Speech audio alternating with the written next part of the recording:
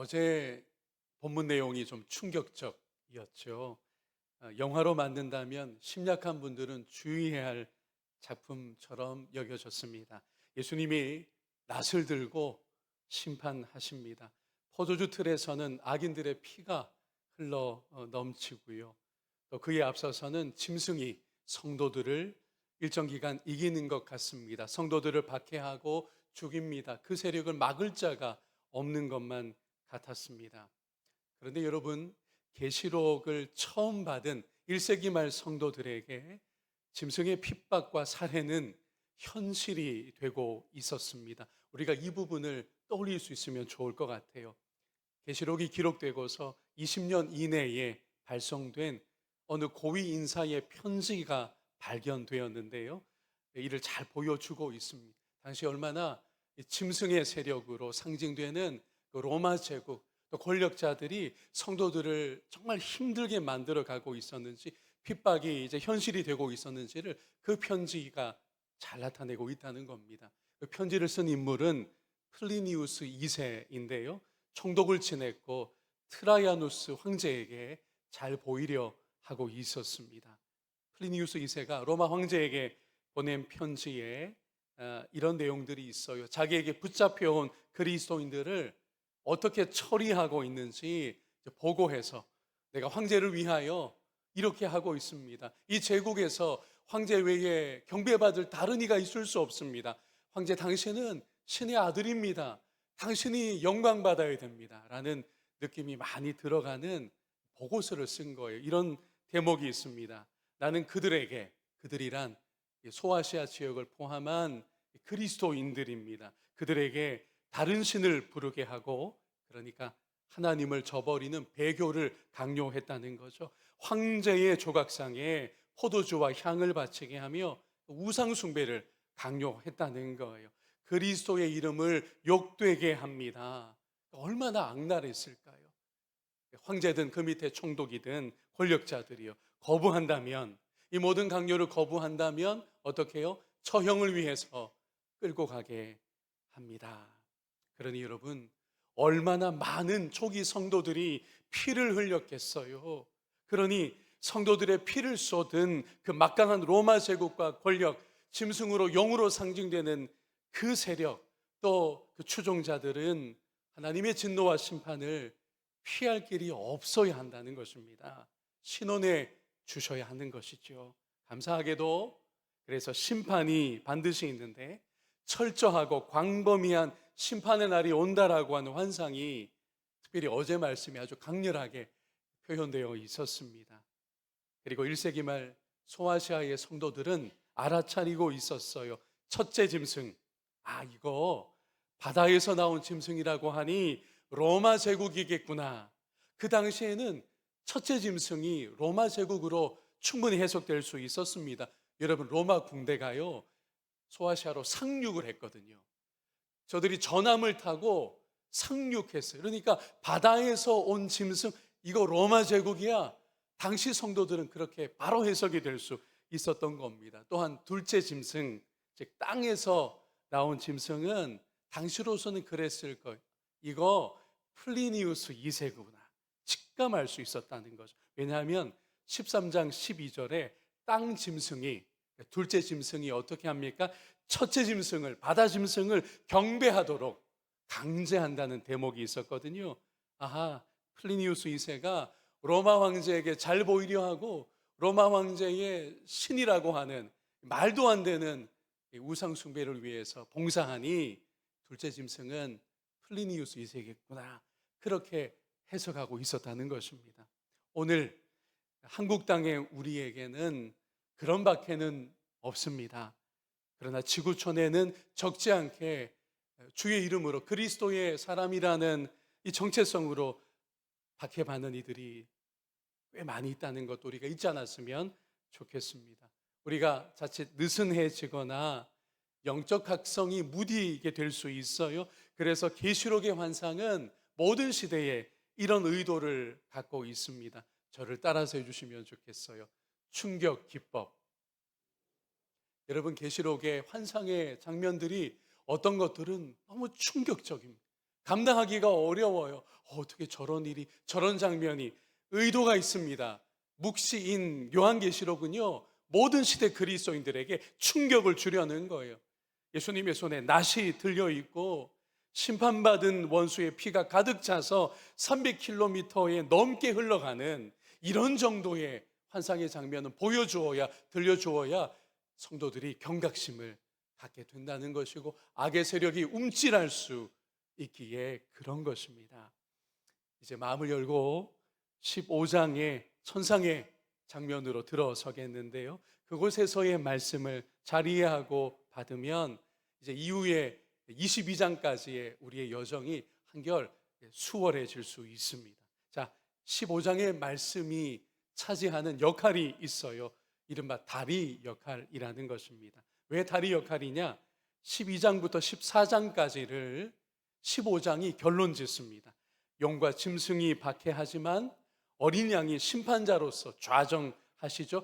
이 앞장들을 15장이 잘 결론 내립니다. 영광의 노래를 부르면서, 어린 양 노래를 부르면서 그렇게 되고요. 이어서 16장에서 18장까지의 어떤 내용이죠? 7 대접 심판을 15장이 예고하는 역할을 해요. 이렇게 15장은 앞뒤를 잇는 가교 역할을 하고 있습니다.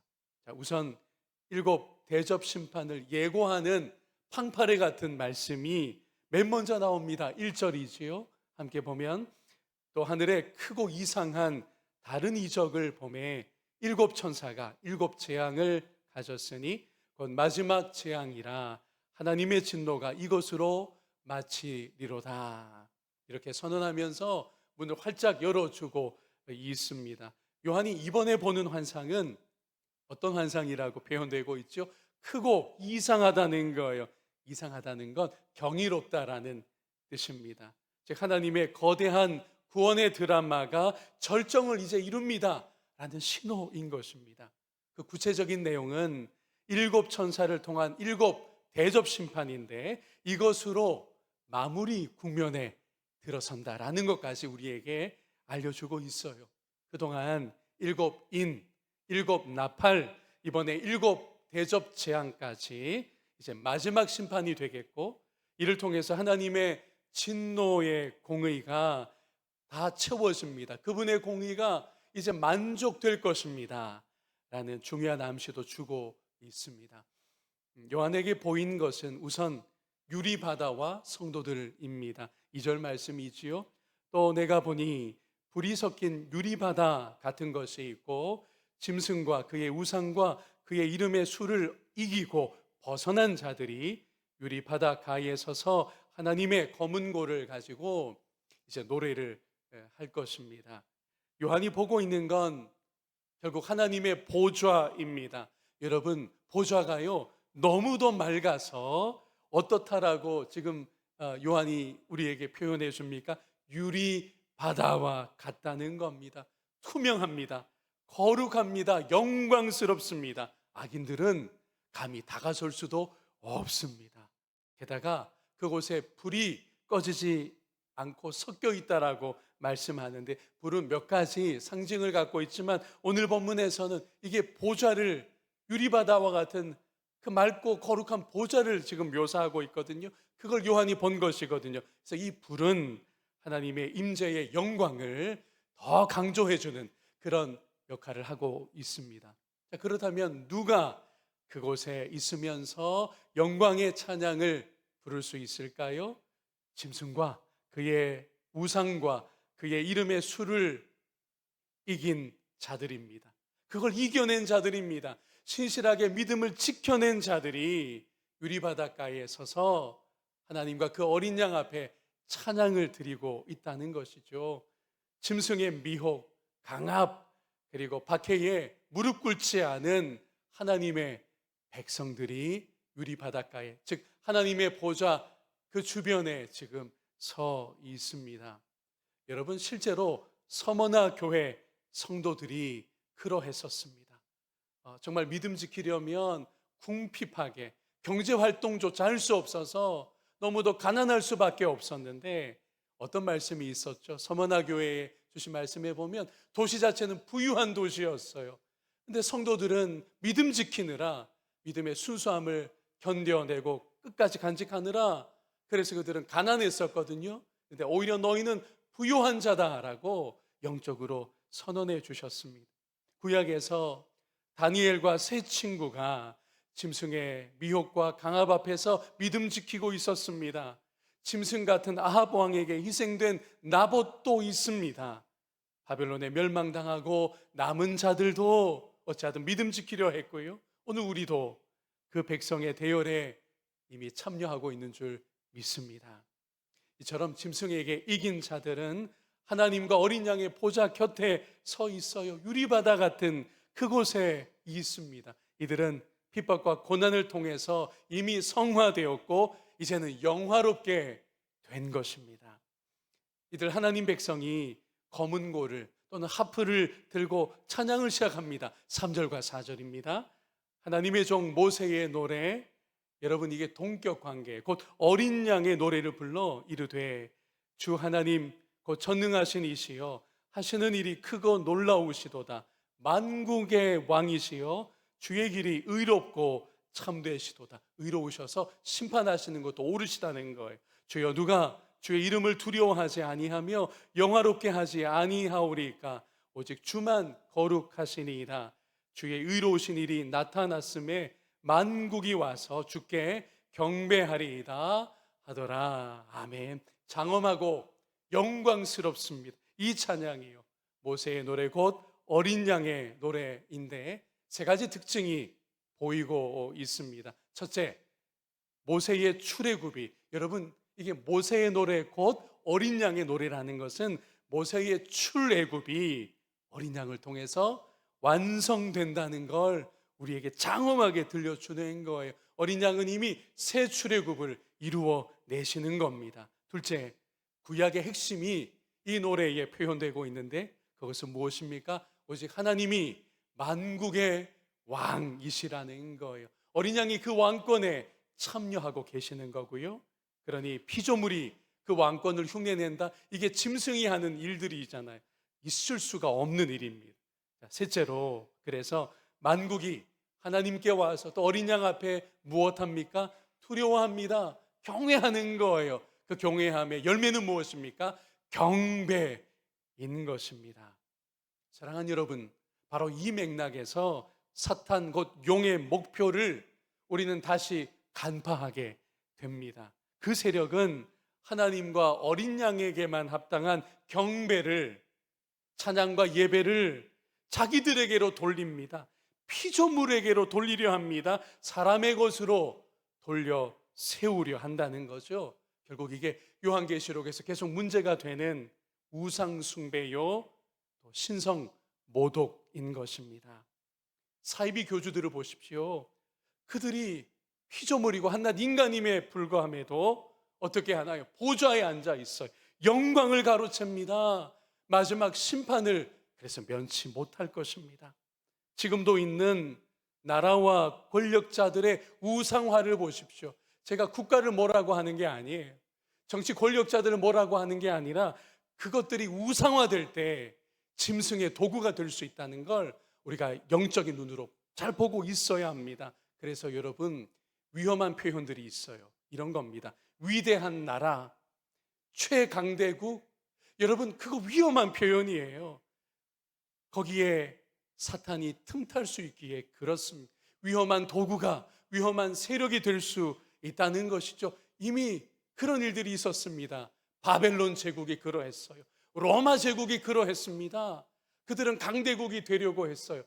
세계 최강대국, 어느 누구도 범접할 수 없는 그런 권력의 나라가 되고자 했었죠. 사탄이 옳다라고 하면서 그 배후에 역사하여 악의 세력으로 쓰임받았던 것을 성도들을 박해하고 하나님을 신성모독하는, 우리가 이런 역사의 일들을 잘 보아야 합니다. 정치 지도자에게 필요 이상 열광하고 빠져들고 심지어 영광 돌리는 것 위험합니다. 배후에 용이 역사할 수 있어서 그래요. 그래서 4절의 찬양이 매우 중요합니다. 계시록 전체의 핵심이 이 구절에 새겨져 있습니다. 함께 이 구절을 읽을까요? 외치듯 찬양하듯 주여 누가 주의 이름을 두려워하지 아니하며 영화롭게 하지 아니하오리까? 오직 주만 거룩하시니이다.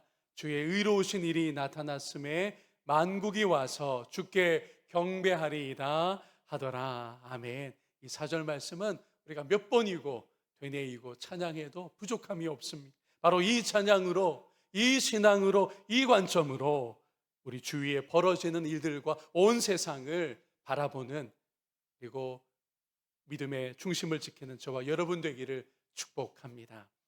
놀라운 건 이 찬양이 7 대접 심판의 근거요 전주곡이라는 사실입니다. 하나님과 어린 양의 이름을 두려워하지 않는 자들, 방금 4절에서 그렇게 노래되었잖아요. 이와 같은 세력은 진노를 받을 수밖에 없습니다. 하나님과 어린 양께만 합당한 경배를 가로채는 나라, 권력자, 그런 집단, 그런 교주들은 심판의 재앙을 이제 당할 수밖에 없는 거예요. 그래서 심판 시리즈의 마지막 심판인 7 대접 심판이 이제 펼쳐지게 되는 것입니다. 그 심판이 막을 올립니다. 6절과 7절을 보겠습니다. 7 재앙을 가진 7 천사가 성전으로부터 나와 맑고 빛난 세마포 옷을 입고 가슴에 금띠를 띠고 네 생물 중에 하나가 이렇게 수종드는 거예요. 영원토록 살아계신 하나님의 진노를 가득히 담은 금대접 7을 그 7 천사들에게 줍니다. 하나님의 심판을 이처럼 위임받은 천사들이 어디로부터 나온다고 되어 있죠? 하늘의 성전으로부터 나온다라고 말씀하고 있습니다. 이런 뜻입니다. 이 심판도, 대접 심판도 하나님이 주권을 가지신다. 왜냐하면 성전에 하나님이 계시니까요.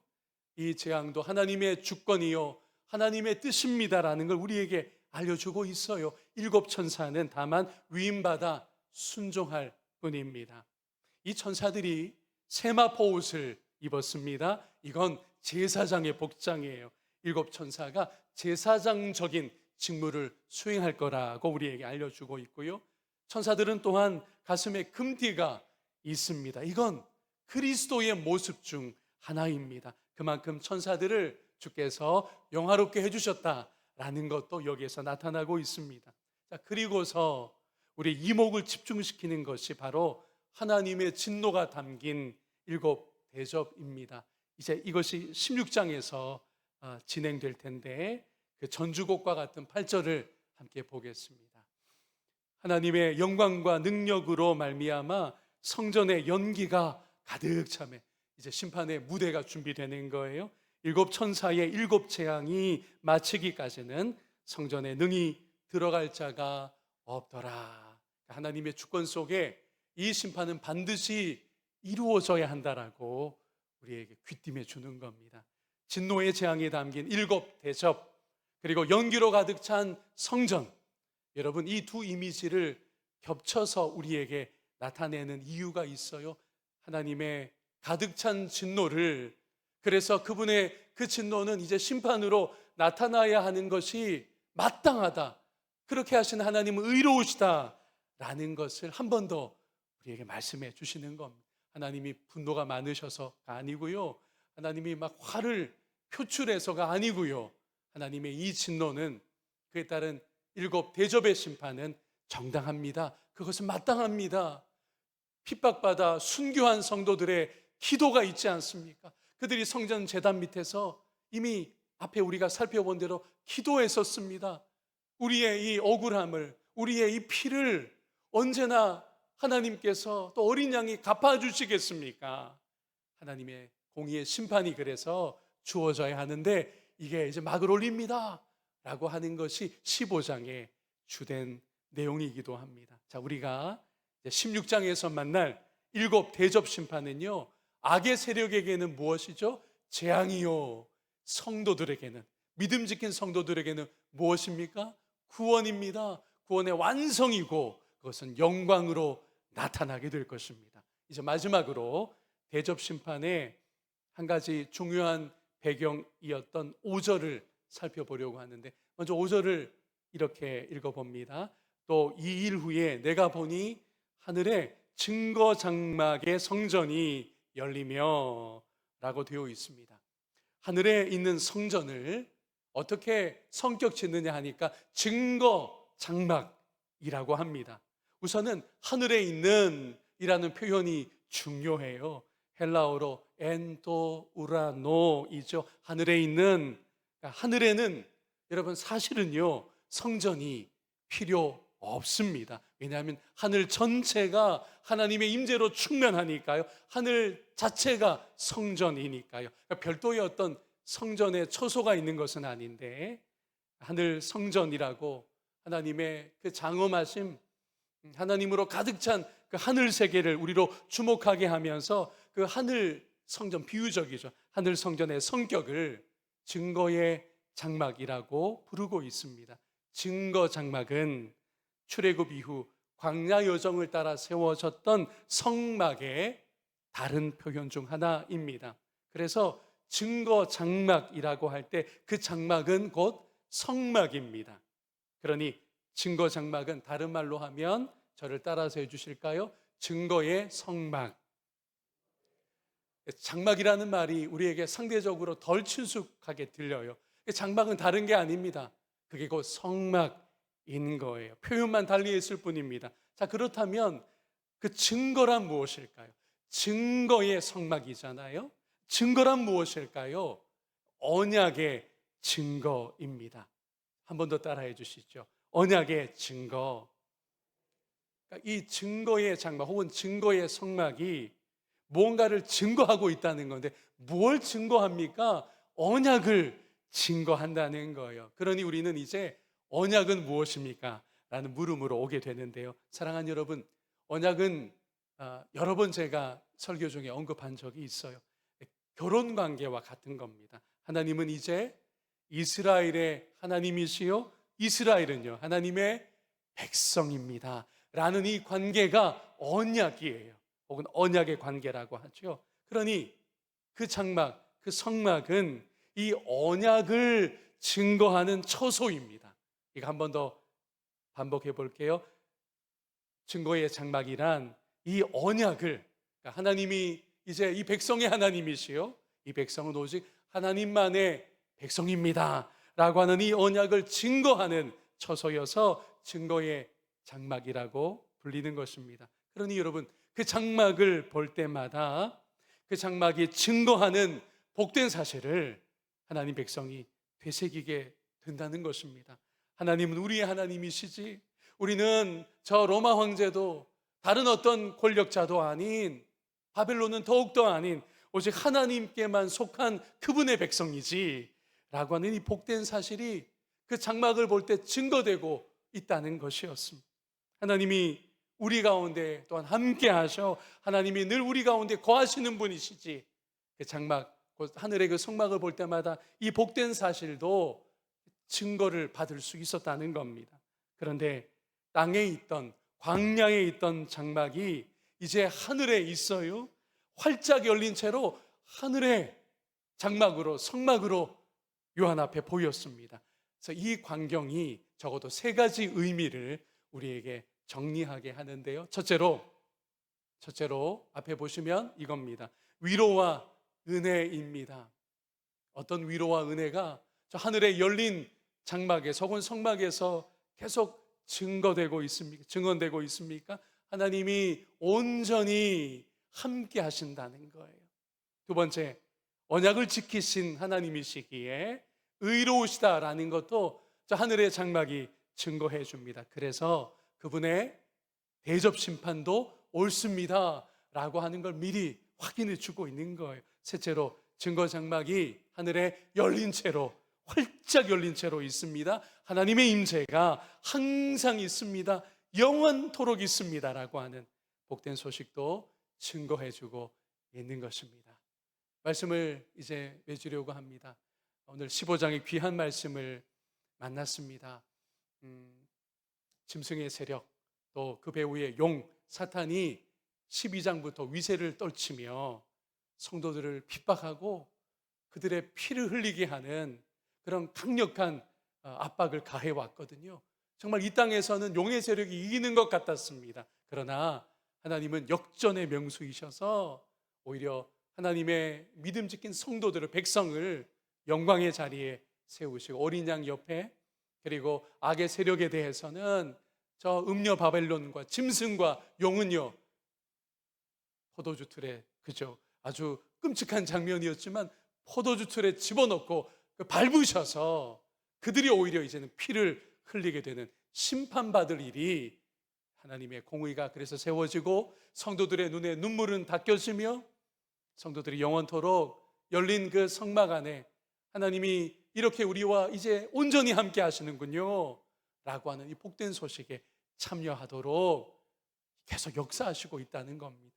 이 귀한 하나님의 구원의 드라마는 이제 그 절정을 향하여 나아갈 텐데, 그 중간에 이제 고비를 넘겨 22장까지 내다보는 이 아침에 저와 여러분의 마음이 확신으로 가득 차고 소망으로 무장되며 주신 믿음의 길 제가 변치 않고 신실하게 이 길 끝까지 완주하겠습니다라는 귀한 마음으로 넘쳐나는 복된 아침이기를 주의 이름으로 축원합니다.